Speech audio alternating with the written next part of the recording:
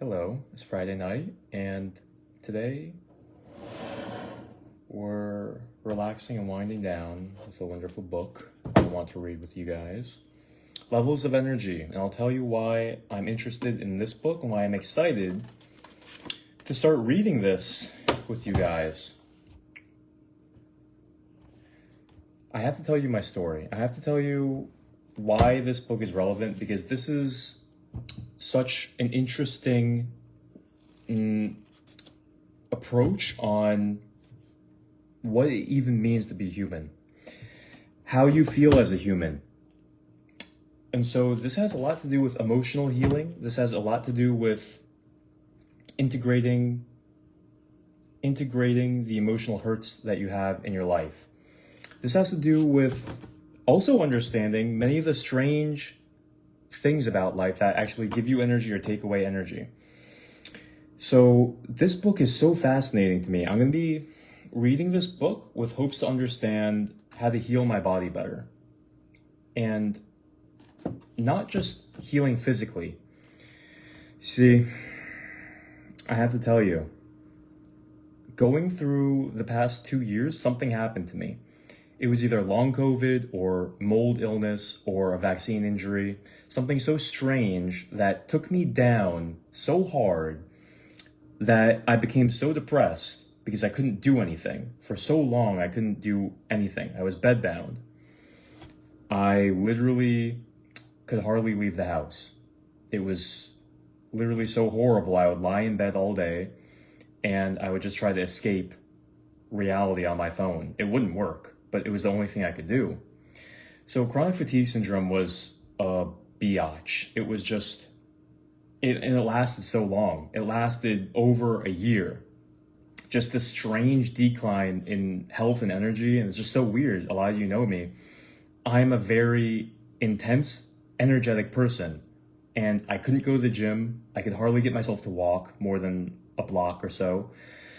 And so when I realized everything that I was doing physically wasn't helping, I tried dozens and hundreds of dollars of supplements. I spent all day researching, reading different books on mold illness, long COVID, chronic fatigue syndrome, watched hundreds and hundreds of YouTube videos on chronic fatigue syndrome, did so much meditation, trying to understand all the theories of how to get better, and nothing was working.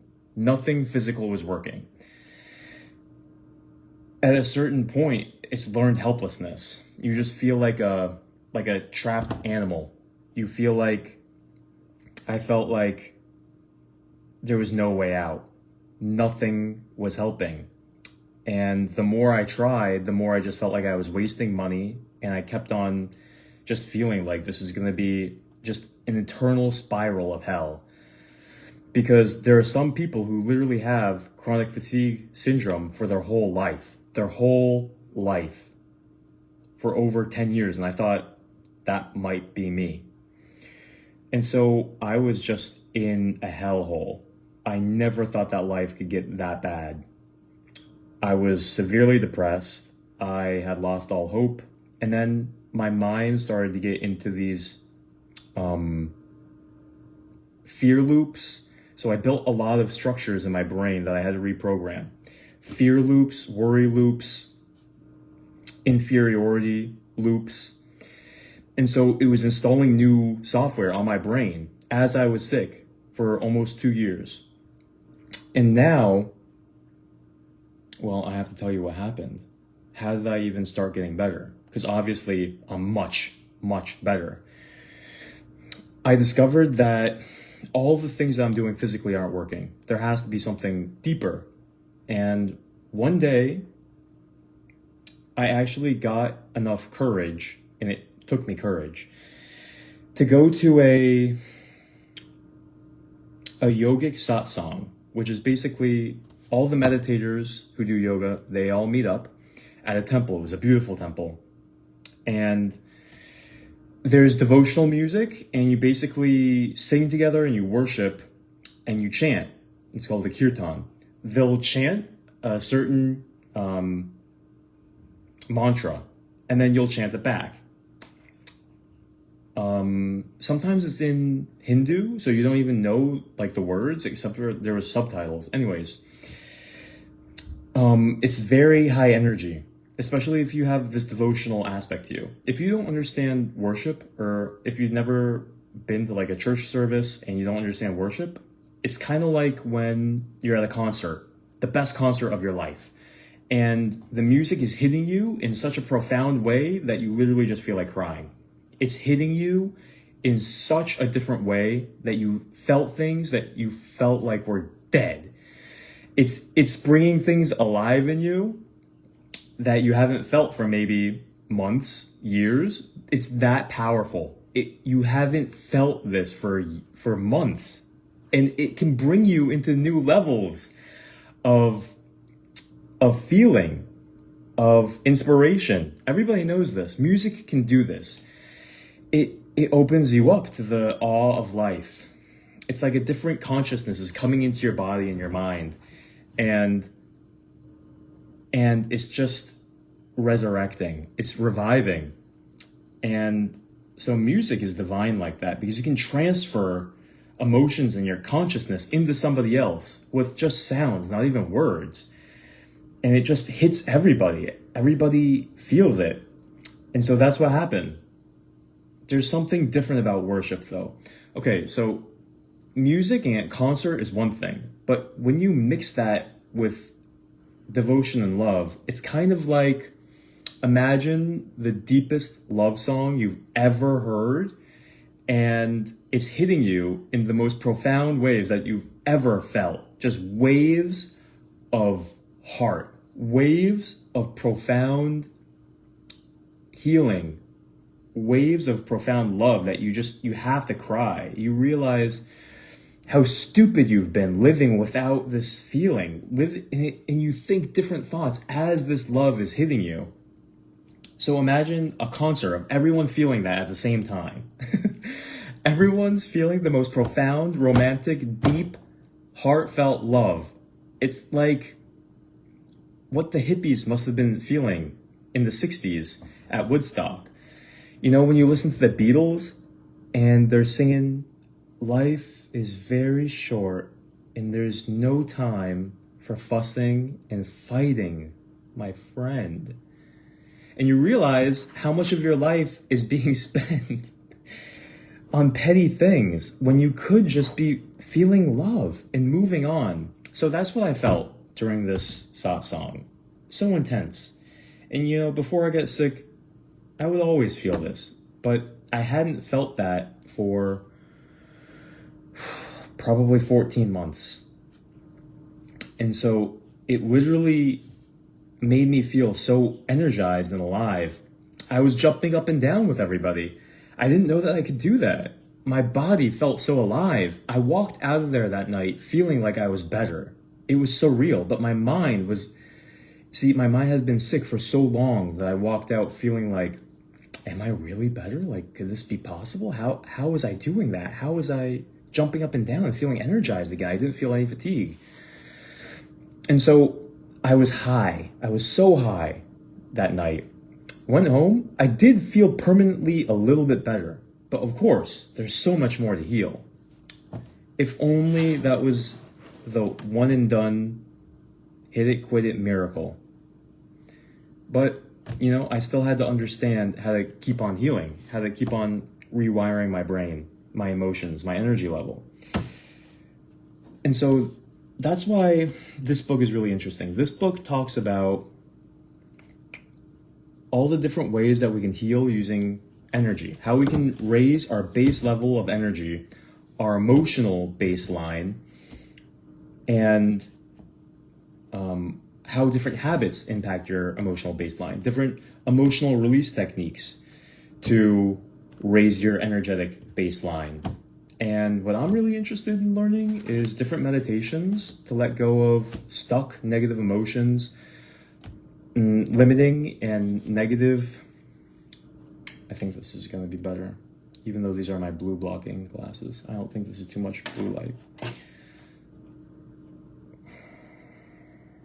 Yeah, remove my negative self-image, remove negative emotions. You see, along the healing journey, it's like I had so many negative emotions, and who doesn't? People get depressed, people get frustrated, people, you have a breakup or a divorce, or, life is happening on so many levels, so intensely to so many people. Everybody understands this, And then if you don't have the emotional healing, then you could be suppressing a lot of negative emotions and not even know. You don't even know what you're suppressing, but it'll show up in either physical illness, food sensitivities, food allergies, insomnia. It'll show up in your body. It'll show up in maybe insecurities or inferiority complexes or anxiety. So a lot of these negative emotions, they're associated with our negative beliefs and our negative self-image. So that's what I'm looking into. I've been doing some of Frederick Dodson's, he wrote the book, energy clearing, emotional clearing, identity shifting, negative belief shifting. And, I've only been doing it I'd say 2 months.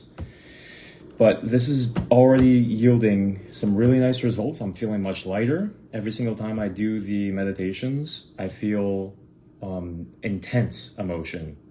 I feel intense emotion, but I definitely feel better after. I feel much lighter, and I feel that it's definitely improving the health of my body. Even today, I did 2 sessions of maybe 20 minutes. Hello, guest, your viewers. It's not showing me who you are. So you're tuning in at a good time. I was just telling my story. We're reading Levels of Energy tonight.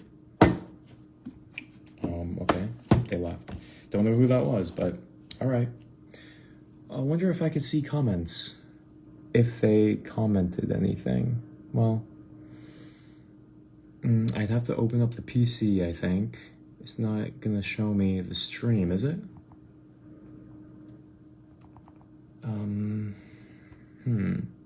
What's this? Your viewers. Okay. Well, I don't want this to distract from what I'm saying. So basically, let me continue the story. So I was able to start getting better once I understood I have to start changing my identity. I have to start changing my emotions. And so I started doing these healing meditations. I realized my mind has everything to do with what's happening to my body. And so I started doing these healing meditations. And it involved deep breathing and then visualizing. And so in 4 months, after being sick for 14 months, I started to heal so fast. And so I kept on looking more and more into mind-body healing. And what I found was more and more information on how negative emotions, suppressed emotions, and your identity actually impacts your healing and your health. And that's when I realized, wow, maybe the reason why I'm having these physical issues still having issues with my gut and my digestion, food sensitivities and allergies, maybe that's because I have suppressed emotions. Maybe that's because I have these negative beliefs that I've associated during my trauma. And so now, this is a whole nother realm. This is a whole nother area of healing. It's so interesting to me, mind-body healing, and how our thoughts and emotions and our expectations and beliefs literally creates this placebo effect on our body. It's like in science, we all know the placebo effect can produce medicinal results, right? And so our mind is constantly giving us the placebo effect of all of our expectations. See, that's the placebo effect of life. It's not just the placebo effect in medicine. Our expectations and beliefs are constantly impacting our body every single time we do anything. If I drink this holy basil and sage thinking that it's healthy and it's going to make me smarter, then that placebo effect gets enhanced even more. Let alone if I'm believing that I am literally XYZ. Like if I'm sick, then that's going to create that placebo effect of being sick. If I believe that there's something wrong with my body, that creates the placebo effect, and everything obeys. Everything obeys and gets influenced by that belief. So it's not just in the lab that there's a placebo effect. There's always a placebo effect. And the ultimate placebo effect is our identity. See, but it has to be legitimate. You can't just say, well, I believe that I'm blessed, I'm a child of God, and then, you think that everything is just going to be okay. You actually have to believe it. And all those little details of who you think you are in every situation, and how you see your health, and how you see your job, and how you see your ability to make income, and how you see your relationships, and how you see your interactions with your neighbors and the waiters and everybody that you interact with in your life is a reflection of who you really think you are. So we can't BS ourselves and just think, oh no, I have this on lock, I'm a child of God, like I'm good. Like, okay, we don't even understand what our beliefs are for many different things. That's why we call it the subconscious mind. So becoming aware of our beliefs and our self-identities in many different aspects, in many different roles, is unlocking the power for us to understand, okay, well, I had this belief about myself in finances. I had this belief about myself with relationships. I had this belief about myself with my girlfriend, or attracting a mate, or with this certain type of person. I don't think that I'm worthy of that. They're out of my league. See, we have beliefs about everything in our life. You have beliefs about me. You have beliefs about tea. You have beliefs about The Simpsons. You have beliefs about Christianity. You have beliefs about clothing, and if it affects your health. You have beliefs about everything. You have beliefs about money. You have beliefs about credit cards. You have beliefs about golden retrievers. But you're never thinking about any of these. But you still have beliefs about them. You have beliefs about Jesus. You have beliefs about celery. You have beliefs about if having a cat in your life makes you more calm when you're reading books. You have beliefs about the opposite sex. You have beliefs about exercise. You have beliefs about the afterlife. You have beliefs about everything. You have beliefs about beliefs. You have beliefs about thoughts. You have beliefs about computers. And they all influence not only your perception of reality, but how you're able to create reality. Okay? So all that just to say, there's so much going on in here that we're not even conscious of, aka the subconscious mind. So becoming conscious of it allows us to have some kind of mastery over it. We have to become aware of it if we want to engineer it and make it be what we want it to be. So that's what I'm getting from Frederick Dodson. Levels of energy also has to do with reality creation. It's all about awareness, and it's all about understanding identity, subconscious mind, and what influences our energy. So I really want to start reading this. That's my story of how I'm using mind-body medicine to actually start healing my body and understanding the power of the mind, the power of identity on not just the body, but reality in general. So what I'm going to be doing is just reading slowly and just commenting. I really wish I could see your guys' comments, because I would love to see what you guys think on this topic. But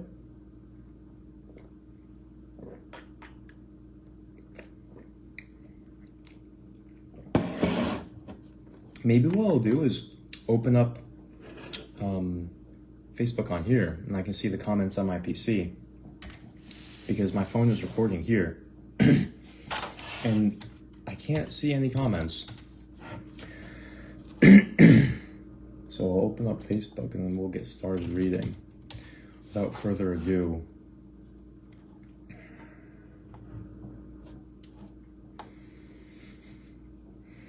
because part of the fun in being live is seeing what you guys say too. Hey, whoever's live, what's up? I can't see who you are. Can you comment so that I can see if I can see your comments? Because I don't see my live on the PC, and on the phone, I'm not sure if it's going to show me the comments. I hope it does. That'd be cool. I don't know why it wouldn't. But so far, I'm just looking at myself, so let me know who you are.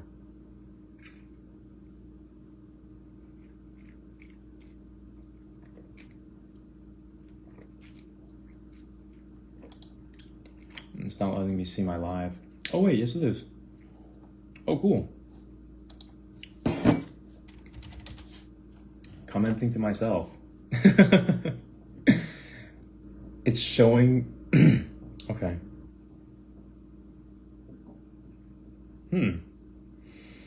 No, it's not. Oh yeah. Sweet. Okay. It does show on my phone. All right, I don't need this. All right, sweet.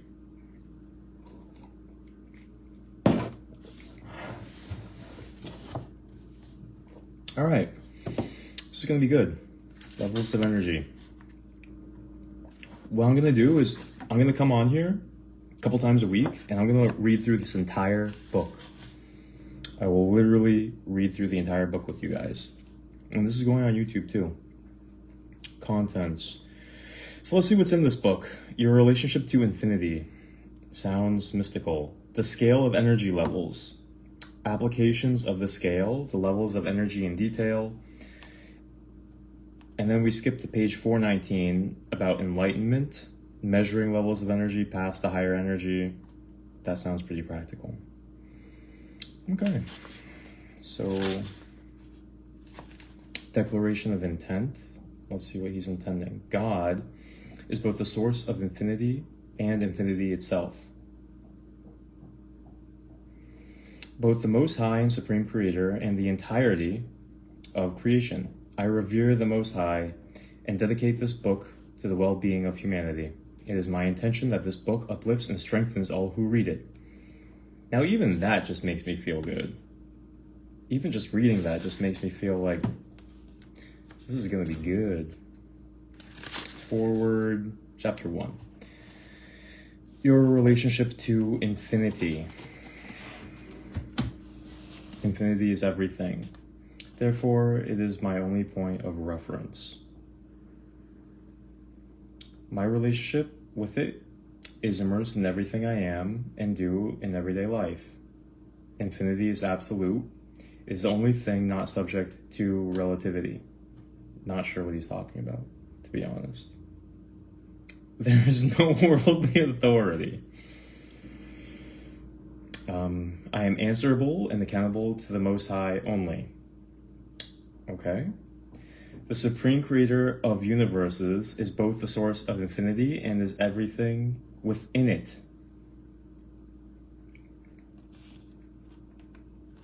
Okay. I would love to know this Creator of universes and feel infinity.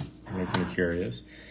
This is not an attitude learned in books or from teachers, but rather one cultivated through meditation, contemplation, and unbending, eternally focused dedication and devotion to the highest truth, no matter whether that highest truth agrees with my or other opinion or not. Okay, I like that. I definitely resonate with that. You can arrive at the highest truth of truths by combining the power of your own intention with devotion to the divine as you understand it. This can, but does not have to be related to any religious or spiritual path. You have this inherent ability. Yes. Infinity is, period. Anything after the is not infinity, but an aspect of it. All right? One such aspect is that endless expanse of multiple universes and dimensions. All right, we're talking about infinity. In such an awesome context, up, down, left, right, small, big, me, other, important, unimportant, past, future are hilariously artificial and relative concepts. What is big? How big is planet Earth compared to the human body? How big is planet Earth compared to the galaxy?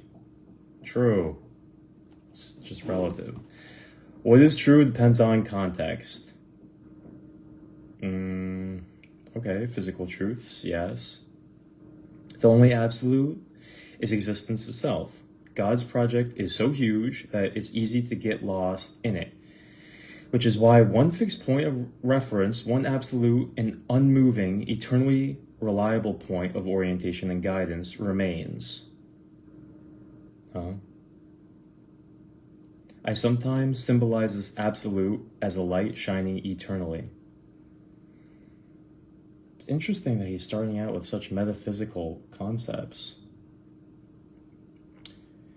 The prime aspect of the Most High is radiant love. This love is an energy so profound and intense that it has the power to create all of these worlds and souls. Okay.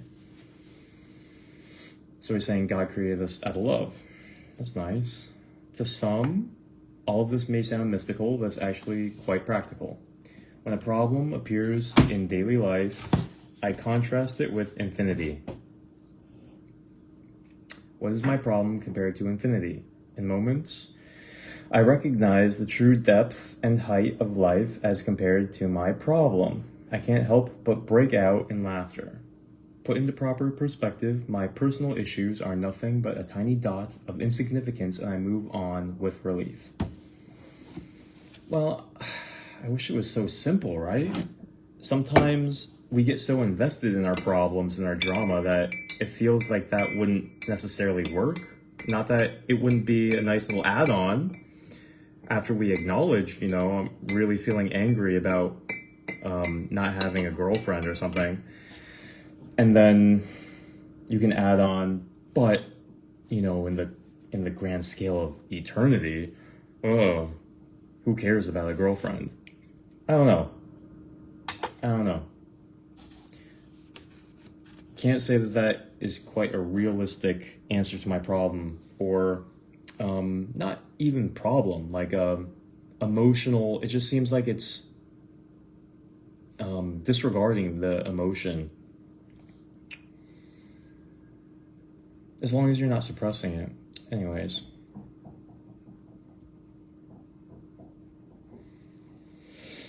I guess it has its use to de-dramatize our problems, right? It's like you lose your job, you think the world is over. You lose a relationship, you think the world is over. The world isn't over. It's like, you'll be okay. That makes more sense. Not that it's invalidating. It's not invalidating your feelings. Put into proper perspective, my personal issues are nothing but a tiny dot of insignificance, and I move on with relief. All right.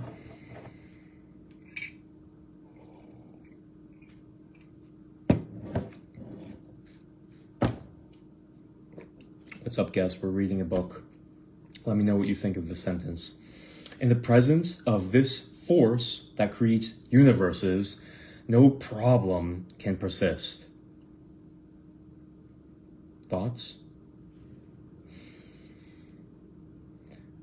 In light of the outrageous abundance, prosperity, and beauty of infinity, all earthly importance, gains, and pains pale. Yeah, well, if only we were in touch with our outrageous heavenly abundance, then we wouldn't care so much about this earth. I guess that's what Jesus and all the mystics are talking about. Well, give me it. Just tell me how to be enlightened now, so I can know what you're talking about. Right? Infinity is all that was, is, and ever will be. He's still talking about infinity. This guy. It is one, undivided. Some say infinity is everything and nothing. Some describe it as vast nothingness, but that is actually already one split too many. Stop talking about infinity, man. Since nothing is also something, namely a bunch of nothing, one can only say that infinity is everything. Ah, this is so annoying.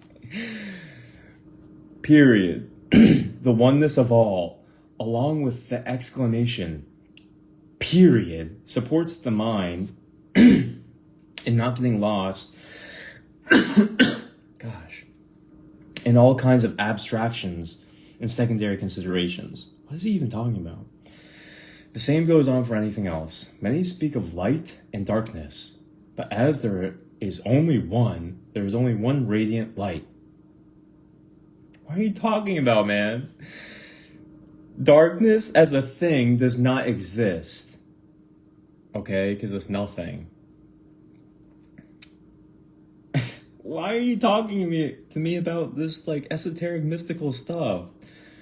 Just get on with the practical stuff, right? Dave, I'm reading a interesting book on psychology. The first chapter is very metaphysical. It's not impressing me.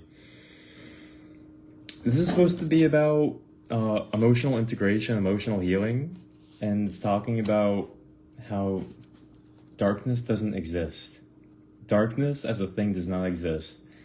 One cannot shine darkness into a room or turn on a darkness switch.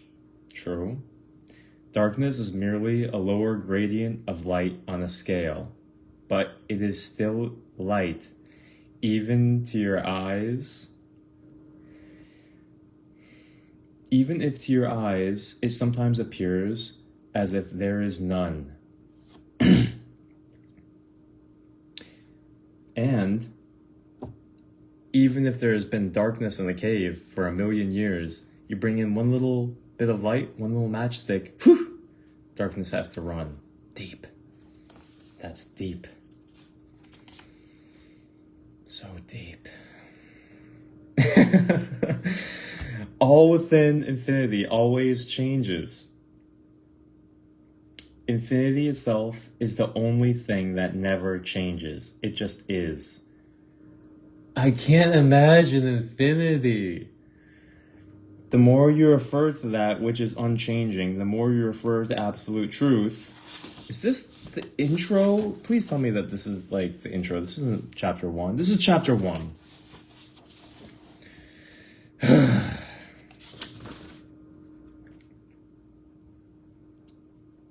The more you refer to absolute truth, as opposed to changing truth and relative truth, in this sense, the ocean is more real than its single waves.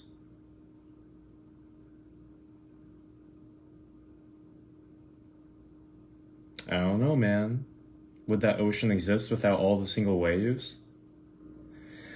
Infinity is the absolute of mathematics, physics, philosophy, religion, psychology, and spirituality. Why are you talking about infinity still? But in this book, I would like to advertise it as practically useful on a very real personal and day-to-day level. Tell me about that stuff, not infinity.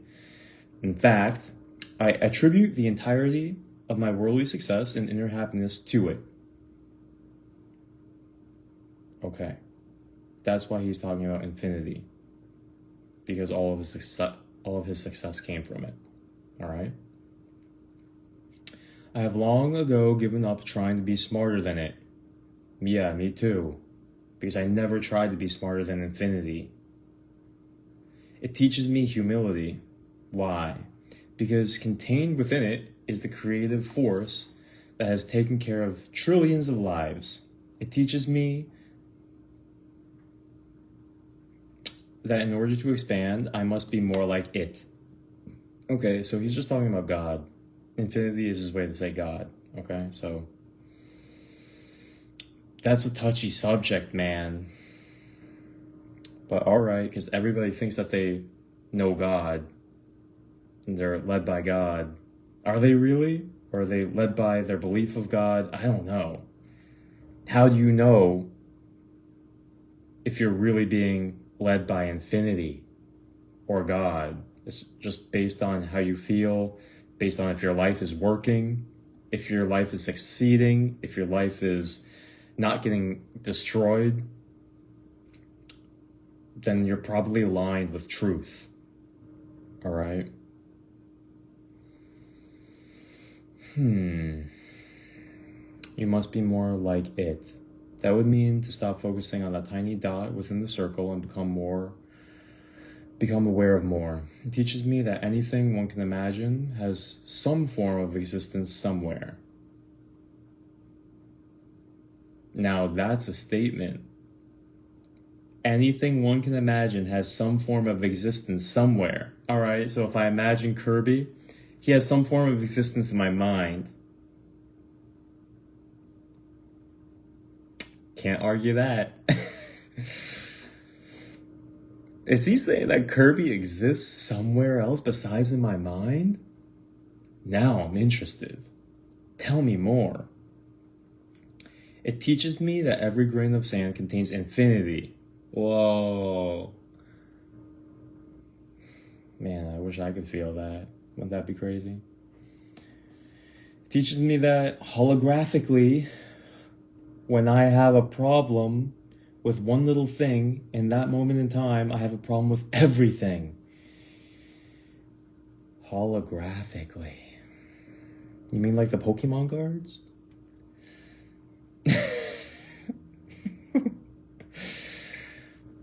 And when I have love for one little thing, in that moment, I have love for everything. All right? I'm loving this tea.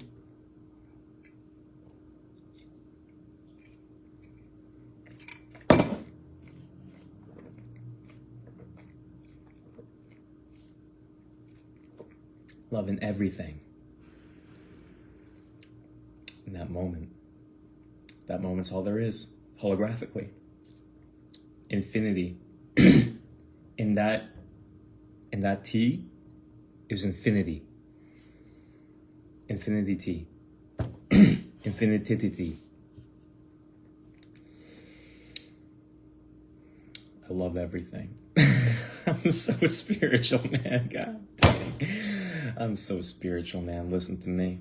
It teaches me that as an aspect of infinity, there are thousands of things I could be doing today. Thousands of paths I could be taking in any given moment. Trillions of things I could be seeing, thinking, hearing, and choosing. Wow, I don't know about trillions, man. Maybe thousands.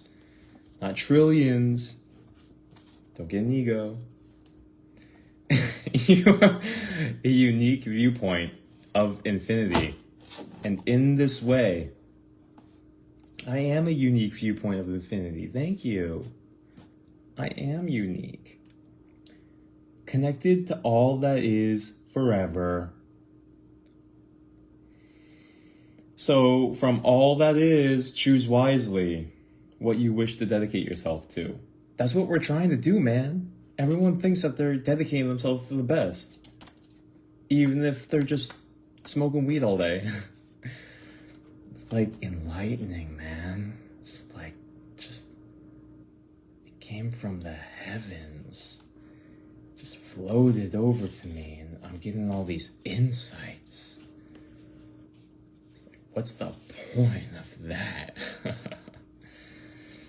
Just let it be, man. But that is the problem. As much as I'm satirizing everything he's saying, I know that there's legitimate truth to it, okay? It's just at this level of consciousness, I can't really say I've experienced it too much, man. Haven't experienced too much what you're saying. I do know what you're saying, though. Okay, as a human strolling through the supermarket of the universe, you probably won't choose every item in every aisle. If only we could. That would be overwhelming. But I will choose trillions. Trillions. You probably won't be choosing nothing. Bro, who's that enlightened that they would choose nothing?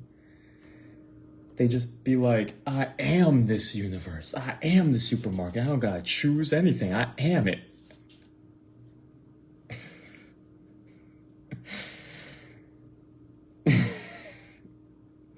They told me I could be anything, so I became a Walmart. Supercenter, man. Not a Target, a Walmart. Not a Costco, a Walmart. Not a normal Walmart, a Supercenter. Yes.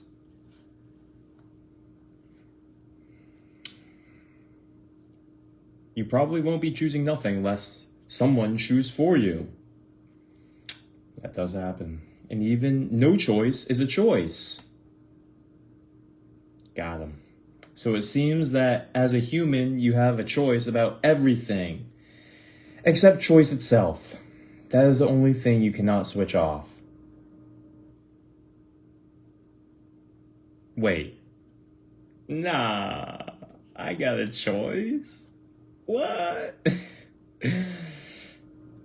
Even if you choose nothing, you're still choosing. You aren't. Something's choosing for you, right? If someone comes to me with a platter of different candies and they say, choose a candy.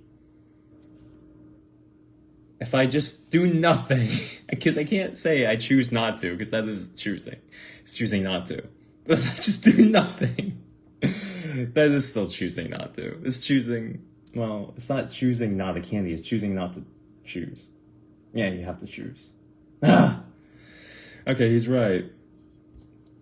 Understand that choice is a matter of intent and decision. Choice is a matter of intent and decision, not a matter of desire. Intent and decision, not of desire. Intent and decision, not of desire. Choice is a matter of intent and decision, not a matter of desire. In the sense of longing or neediness. True, be best not to have to feel a neediness towards it. Kyle, what's up? Evan Platonas, what's up? Haven't seen you since FAU. You were always that calm, smart guy. Kyle, oh my God, the conversations that we had at church after the small groups, amazing. We would talk for hours about everything, healing, miracles, demons. Are you still into that stuff? Because I am. I'm still totally into the raw Christianity, man. The raw Christianity. The real Christianity. No, I'm serious. I'm laughing because everybody has their interpretation of Christianity. But what Jesus said was crazy, man. What Jesus said was crazy. Crazier than this stuff.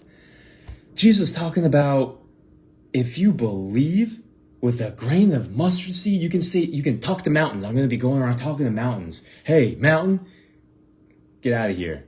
And it will be done to you, and nothing will be impossible for you. That's what he said. Nothing will be impossible for you. Nothing. That's what Jesus said, huh? Who's believing like this in the church? Just the side rant. Just the side rant. Why don't you hear that taught in church that much? Nothing will be impossible to you? Jesus says some crazy stuff, man. Jesus was just preaching some crazy stuff. Anyone who believes in me will do the same things that I did and greater things because I go to the Father. Why don't you hear that in church? Anybody that believes in me will do greater works and greater works than I did. So didn't he just define what a believer is? Everyone's going around, I'm a believer. Are you a believer? I'm a believer. Jesus said, anyone who believes in me will do the things that I do and greater things because I go to the Father. That's what he said the believer will do. Who's doing that? I only see a very few people doing that. You see a completely different Christianity nowadays. Back in the day, yes, we did. I definitely believe in all that stuff now, but I'm not as expectant. I understand, man. I'm trying to understand this stuff. I really am. I'm really trying to understand this stuff. I had a whole phase of, I'd say a year or two, going around Walmarts and praying for people, trying to be like the disciples in the Bible and trying to see healings. And sometimes some weird stuff happened. You know what I mean? I don't know if you ever had a phase like that, but I was going out and putting it to the test. And true, it's crazy how it's changed today. Yeah. I remember you went to like Honduras or something, and you put a lot of faith in that trip. I remember you were saying like you didn't know anyone, you had X amount of money, so you took a crazy step. I was taking these crazy steps. I was doing crazy stuff. I wanted to be a missionary, and I still do. I still do. It's just I'm trying to understand how to actually,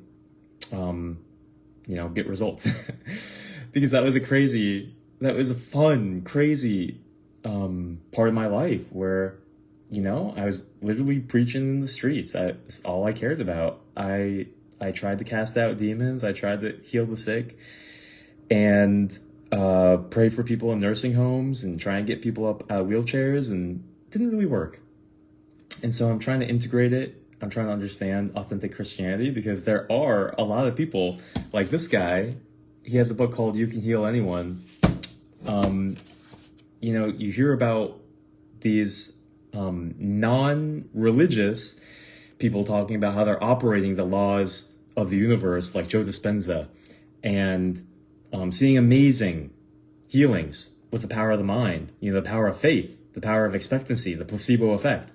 They call it all these different things, but they're talking about all these spiritual concepts, and they're talking about it in a modern way. And so that's why I'm so jacked up on all this stuff, is because it's reigniting that same feeling of faith, that same feeling of wanting to be able to operate and become more conscious and aware of my own self. He who can have control over himself is stronger than he who can control a city. So having control over my own beliefs, self-image, impulses, health, success, what I can believe in here and what I can create just from here. That's the first step. It's like I wanted to go out and be able to influence other people's reality, influence other people's energy, when I wasn't even the master of my own energy. I wasn't even the master of my own health. I wasn't even the master of my own finances, my own thoughts, my own beliefs. I wasn't even aware of my own beliefs that were creating my reality. So I think that's why I wasn't able to have success. I think that the people who are operating on such a level that they can affect faith healings and other supernatural occurrences, I do believe in all that stuff. I think it's not that it's some miraculous attained to state, like, oh, you have to be like Padre Pio. I just think that they have basic faith. They have a mustard seed of faith, and they've eliminated the doubt and the contrary beliefs to such an extent where their faith is operative. Yep, I remember. I did too. Nicaragua, you said. I did too. I saw your Facebook story the other day where you went over your whole story. Glad you're well. Oh, wow. Okay, cool. So you're caught up. Thank you. Yeah, thank you. For me, either no miracles, though I've come to think that it may be a protection against me falling into greater, see more, pride and sin. Well, that's very honest of you to say. I understand that completely. I don't think I could have handled it, back then especially. That's fascinating. Yeah, it's like we're not even at the level where we would be able to handle it, which is a blessing that it doesn't manifest then. Because then it's like giving a kid a toy that is dangerous, and then he's just going to hurt himself. So that is definitely an interesting take on it, for sure. I feel like also I do intuitively feel like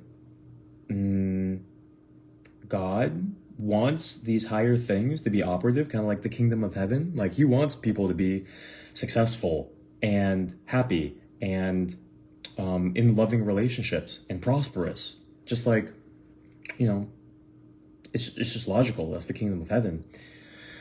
But in terms of how operative we are in these things, I think it's just a matter of maturity and understanding ourselves and actually admitting how little we do know, you know, being able to admit and go deep into our own self, our own weaknesses, our own shortcomings. For sure, spiritual pride has also been something that I've realized so deeply really blinds me and other people, of course, from growing. Because if I think that I have it all together and I'm suppressing all of these lower emotions, and if I'm pretending like I don't have any lust or any immaturity, if I'm suppressing my anger, if I'm suppressing all these things about me, and if I'm not even willing to be honest with myself and admit, okay, well, I have this issue, I have that issue, and if I'm not willing to work through that, how am I going to mature? If I'm just like prideful, if I'm just pretending like, oh, I'm so spiritual, like, oh, I read the Bible so much, oh man, I know the real stuff, like, I am so spiritual, I'm so wise, like, I know the real interpretation of this, you know, other people, they don't know the real interpretation, and, you know, I'm just so committed, I've always been so committed to spirituality, you know, and if I'm not just in my alone time, just constantly being real, constantly noticing and paying attention to my own weaknesses, to my own inner life, and honestly just looking at my life and seeing, well, how functional is my life? Where can I improve? Are my relationships all like in line? And not that everything has to be in line, but do I feel intuitively that I've done something, or I could do something more, that I've handled it in a way that could have been better? Is there room to grow? You know, I think it's very important to have both sides of the spectrum, where you're able to admit, here's where I really am in reality, and here's where I'm believing myself to be and imagining in faith where I'm going to be. I think a lot of people, they don't, well, I can't speak for other people, but for me, I wasn't really acknowledging my shadow side.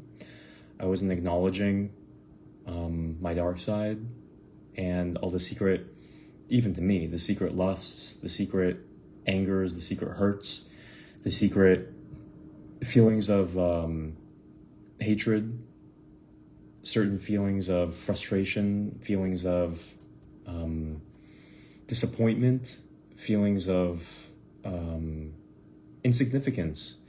A lot of these lower feelings. So that's what I'm focusing on a lot now, is really letting go of that, integrating it, being honest with it, and realizing that it's not a feeling of stigmatism or shame. It's just a recognition of what I felt, and that's the truth of what I felt, and being able to move through it and let go of it, not pretend like it wasn't there, not pretend like I didn't deal with that, not pretend like the emotion wasn't there, not pretend like the emotional trauma wasn't there. It was there. I did experience all those things. And so I think my mistake was not understanding how to let go of those emotional things. Like, for example, you have a long-standing negative relationship with a member of your family or a friend, some kind of breakup, some kind of fight. You know, the Christian way that I tried to handle it was, you know, don't feel hatred, don't feel anger, don't feel all those things, don't feel lust, don't feel those things, because those things are not right. You're supposed to feel love and forgiveness and compassion. You're supposed to feel brotherly and sisterly love. You're not supposed to feel lust. You're not supposed to, you know. So if I had a fight with my mom, or if I had a fight with anyone, I would just like push those feelings down. Like, no, that's not how I feel because I'm religious, I'm spiritual, I'm not affected by that, I'm not bothered by that. Nah, I'm loving, I'm Jesus, I'm far above that, I'm more mature than that, And so unconsciously, I was suppressing a lot of my real feelings. And now just understanding, it's not about suppressing those feelings. Now what I'm doing with those feelings is acknowledging that, my maturity level is at the point where I do feel those things, okay? Not bullshitting anymore. So when I do feel those things, I don't push it down and pretend like I'm not feeling it. That's the shadow. It's like, I'm not allowed to feel those things. Those things are bad. Like, that's the shadow, is where it's like, I'm in the thick of the dark side. I totally agree. Yeah, I'm trying to understand how to like mature and grow through, because I think I've been suppressing a lot of my dark side. I feel like I skipped my teenage years in a sense. It's weird because in teenagers, it's like you see them go through like all these dark emotions, and they have like their goth phase, their emo phase, their like violent phase, where they're like torturing animals and like all this weird stuff. And they're just like, listening to System of a Down and Suicide Machines, which are sick. I love them. Because I need to go through that. And they're integrating, they're not stigmatizing all these things, right? They don't feel bad about having all these negative emotions and just feeling like giving the finger to the system, and just, they're expressing all this intense anger and violence. And that's a stage of maturity, actually, and I feel like instead of actually doing that during my teenage years, I think I suppressed and I got super religious. I think because I did get super religious around the age of like 14, 15. Yeah. And so I didn't really let myself go through and feel my natural dark emotions, my natural sadness, my real pain, my real frustration, my real sorrows and fury and hatred, Even as a teenager, it's like you start to taste that side of the world. You're not 10 anymore. And so naturally you just start feeling these emotions towards like other people. You start hating, you hate people who are like that. And you hate the bullies. You hate the stuck-up jocks. You hate the stuck-up girls who don't like you. You get rejected and you feel pain as a teenager.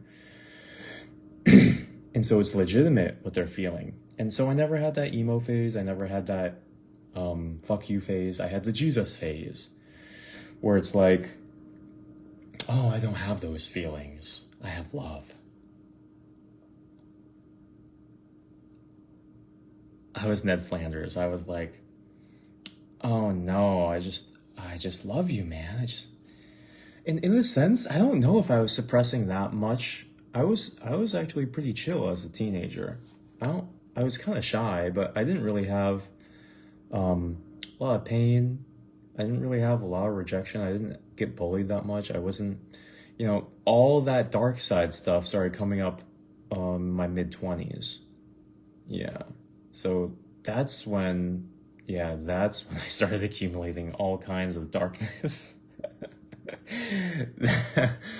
Teenage years, high school, college, that was the glory days. That was the golden days.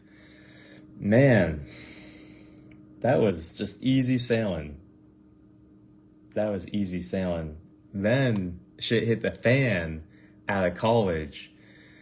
That's when I had my atheist phase. That's when I had my night shift work. That's when I had my lonely days, my lonely nights, started getting addictions, health started deteriorating, existential crises. Um, didn't know what to believe, didn't know what to do with my career, financial confusion. I had no mentorship. My parents were kind of just absent.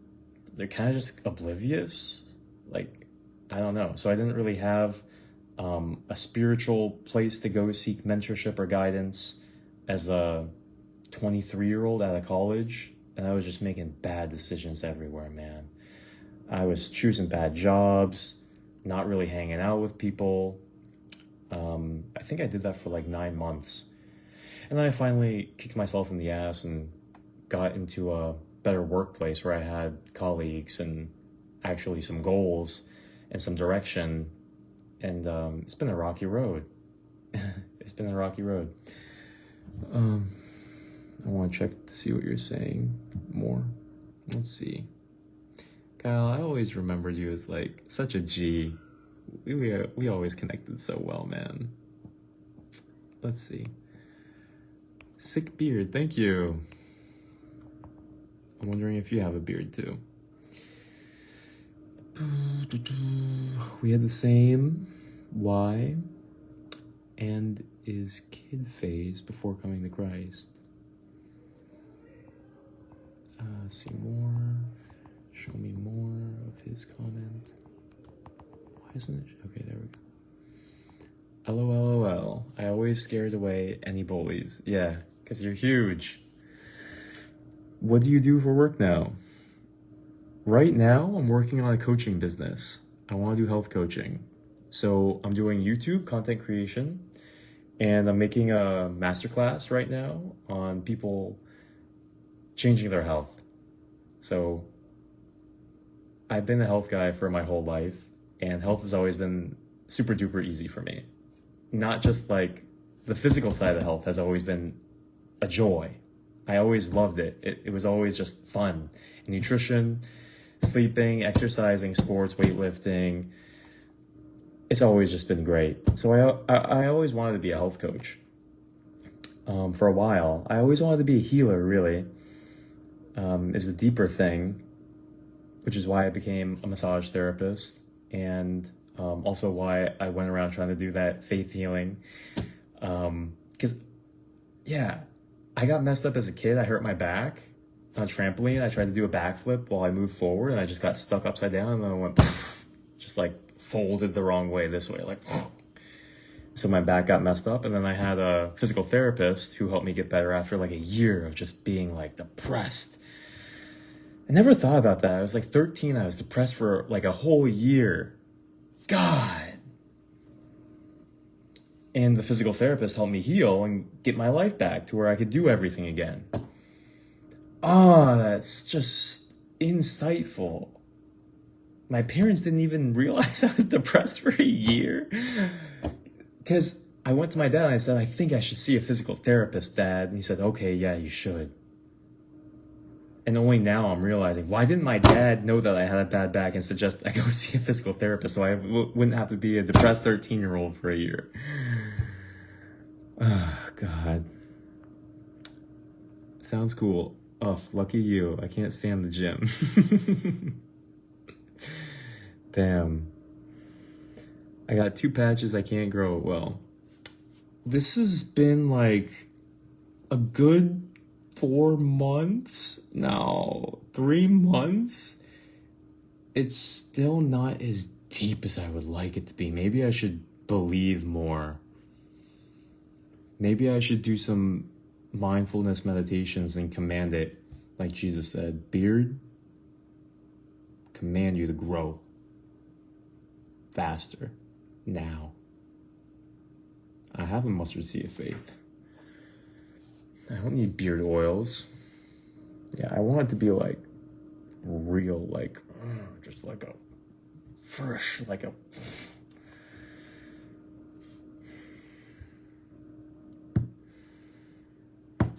Yeah, a lot of people don't like the gym. So instead of just being like a physical healing guy, I want to be the mental healing guy. So here's what I'm doing. I'm in the process of learning how to alter subconscious mind, like beliefs. so that I could be more successful in areas where I don't have ease, and I hate the process, right? So for me, that's going to be dating and socializing more, because I've always been so content just like being a monk and focusing on work and focusing on spirituality and reading and knowledge. And yeah, ever since I went through my dark side phase in my mid-20s, I kind of just realized like, socializing with people is kind of a drag. I only like these types of people, and it has to be doing these things. And so my life started to like contract a little bit, because I didn't really have like the insane social skills or the charisma to just be able to go out and just be like the life of the party, or I'm just like dating all kinds of girls, and I just have like Mr. Network, Mr. Suave. That was me in college when my life was like smooth and easy. Then when shit hit the fan in my mid-20s, I started just feeling like, I'd rather just be a monk. I'd rather just like focus on money and my own success and knowledge and getting my ducks in a row. So now, maybe 8 years later, I'm realizing, gotta change this. Because I do want to be in the mix. I do love people so much. I do find it so fun to meet different types of people. And so, just thought of a funny story meeting all these gothic people randomly. There's just like hundreds of goths just listening to screamo music randomly 2 weeks ago. They're all like in their 40s too. Just like hundreds of them randomly at this like dock having a concert. And I just went and talked to like a lot of them. They're scary looking people. That was so fun. And so, learning how to change the identity in the subconscious mind so that you can enjoy doing things that, we hem ourselves in because we have, a view of ourselves and our insecurities and then our beliefs about things that's wired into us that makes it hard for us to engage in different habits. And so I'm changing my habits, and just, that's what this book is supposed to be about. So far, he's just talking about infinity, which is, I guess, is like his devotion to like God.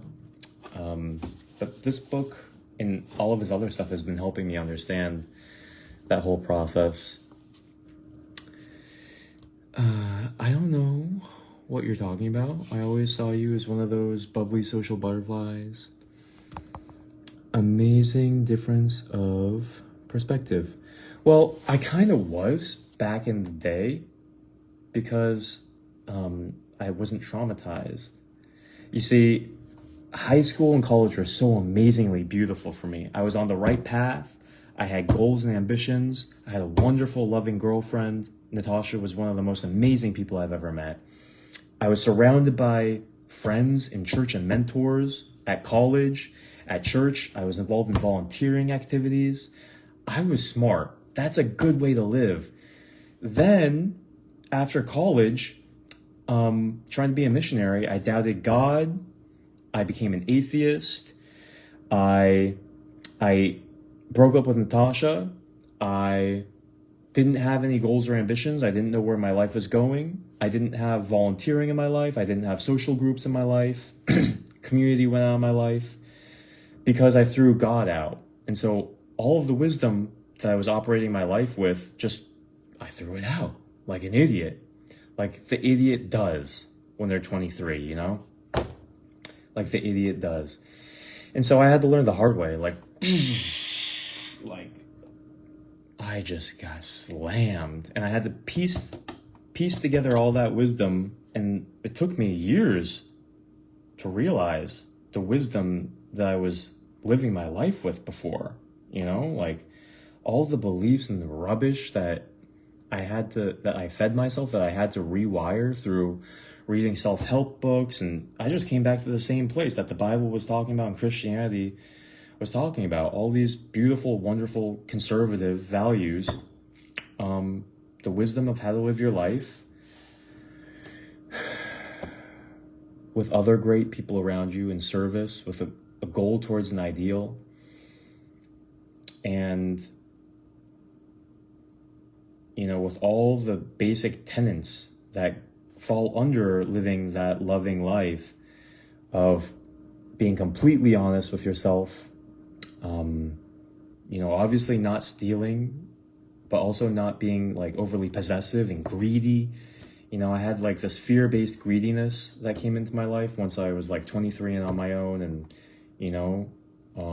the poverty mentality and like, am I gonna have enough? I need enough money.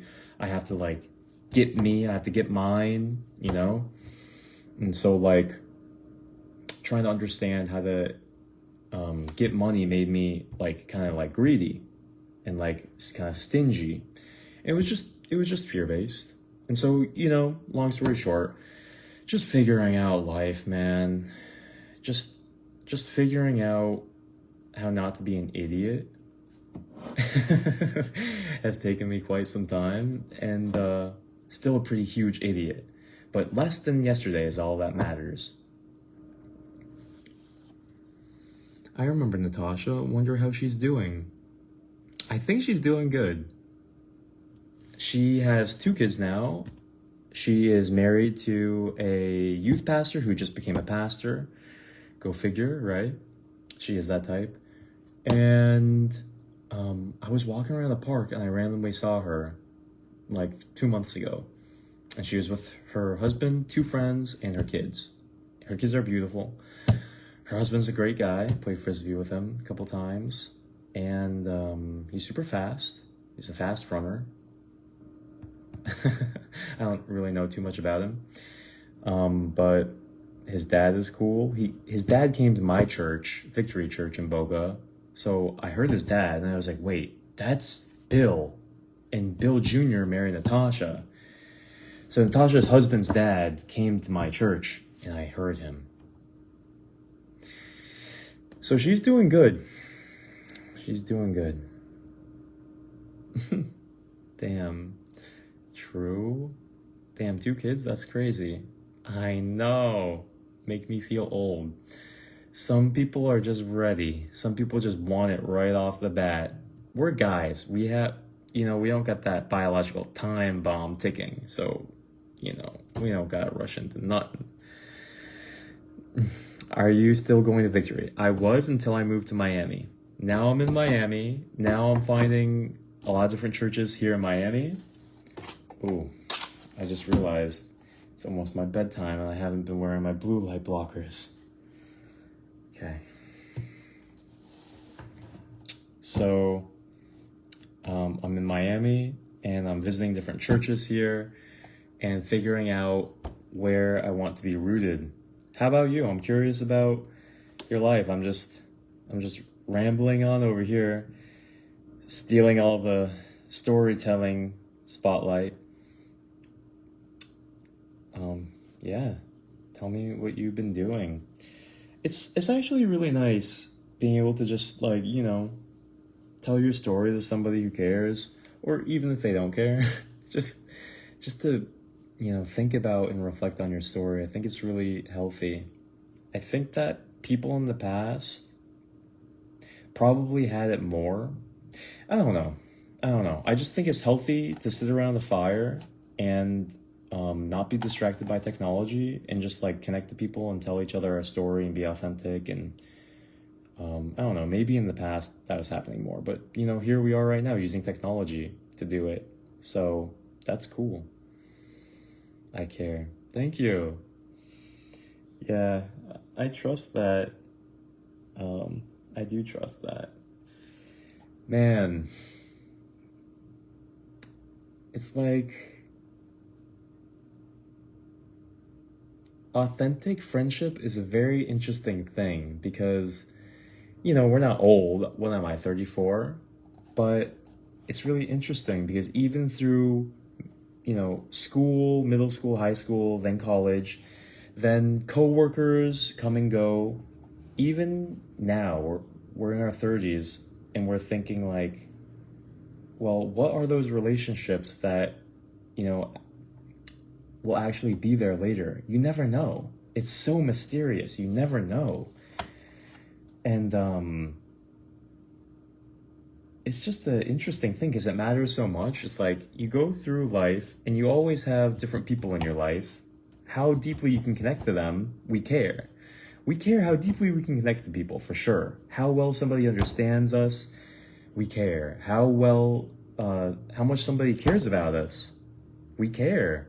It makes a difference. Everybody, it's like, I've wanted really like authentic friendship, really close friendship. Who doesn't? But it's like sometimes you go through phases in life where it feels like you don't have it. It feels like people either don't understand you or they don't really care that much. It's like they say that they do, but I don't know. That's what I'm kind of feeling now, is that I really just want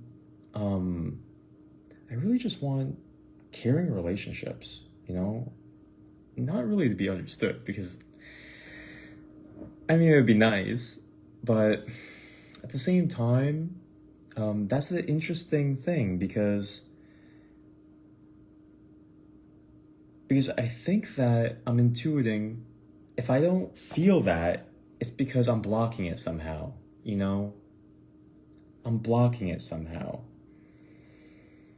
Sometimes I think that it's easier, it's right there. I think that sometimes it's right there, but you're not feeling it because you're blocking it, you know? So maybe I'm doing that because,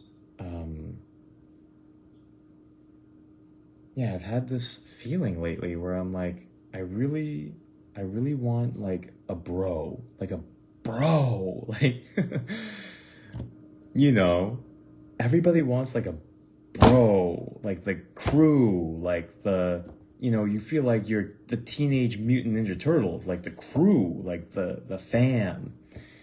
And I had that in college, and you have that at different times in your life. And just feeling like I want it again, you know? And so I'm calling that. And it's so important, you know, tribe. Definitely one-on-one talks are fun. Yeah. Especially with a campfire with you. It's basically my bedtime too, though. If I catch another of your streams, I can tell you about me if you want. Absolutely. Yeah, I'll be doing this more. I like coming on here and just vibing out, you know, late at night with some lighting, good book. Maybe I'll read some of the Gospels. Man, I've been liking Mark.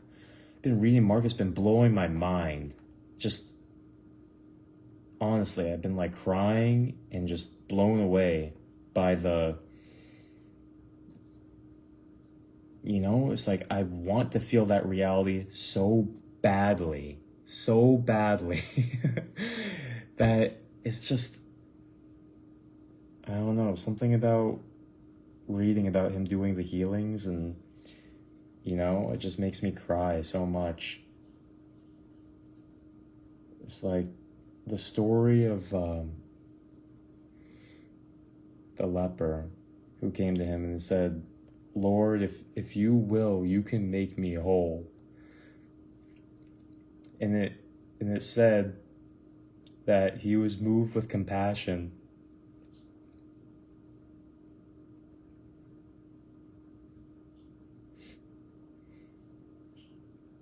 And he healed him.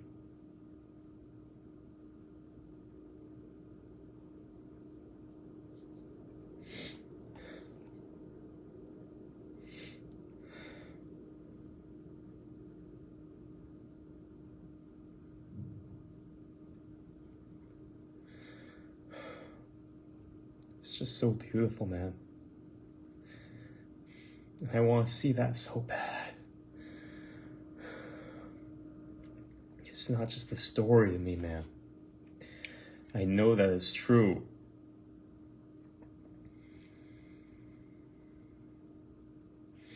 I will. Be thou whole. That's what he said.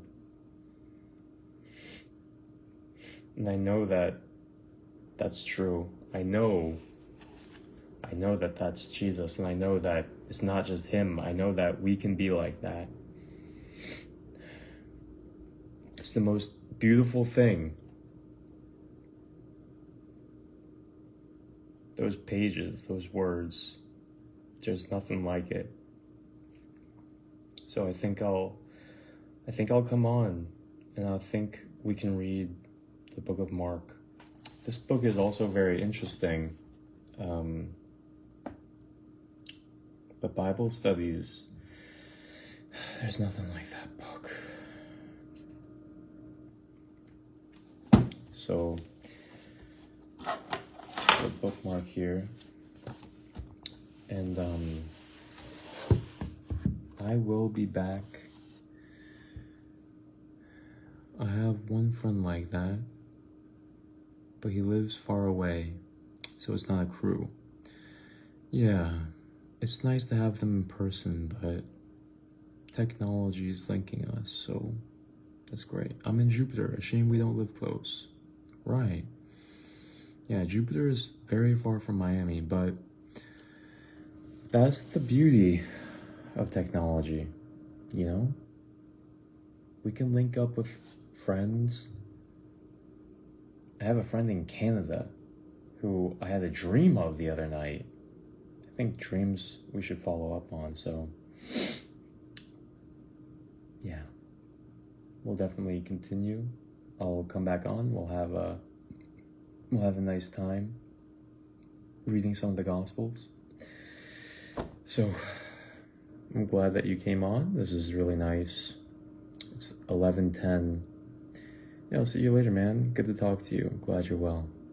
Likewise. Have a good night, and I will see everybody next time for more profound book reading.